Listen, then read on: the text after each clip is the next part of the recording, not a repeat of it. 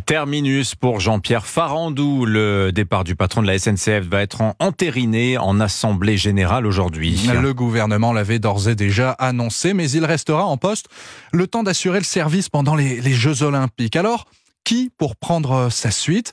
Eh bien, pas si simple de lui trouver un successeur, Baptiste Morin. Jean-Pierre Farandou quittera la SNCF plus de 40 ans après y être entré, jeune ingénieur diplômé des mines. C'était en 1981 et il avait seulement 24 ans. Avant de prendre la tête du groupe, 38 ans plus tard, il sera passé par les filiales Thalys et Keolis. Un véritable cheminot, profil éloigné de son prédécesseur Guillaume Pépi, comme le rappelle Patricia Pérennes, économiste spécialiste du transport ferroviaire. C'était difficile de remplacer Guillaume Pépi. On était allé chercher Jean-Pierre Farandou, qui avait ce profil cheminot et du coup qui n'avait pas forcément des prétentions salariales d'un PDG du CAC 40. Mais voilà, il va falloir aller chercher un profil qui accepte ce poste-là. À la RATP, la rumeur enfle ces derniers jours autour de l'avenir du patron.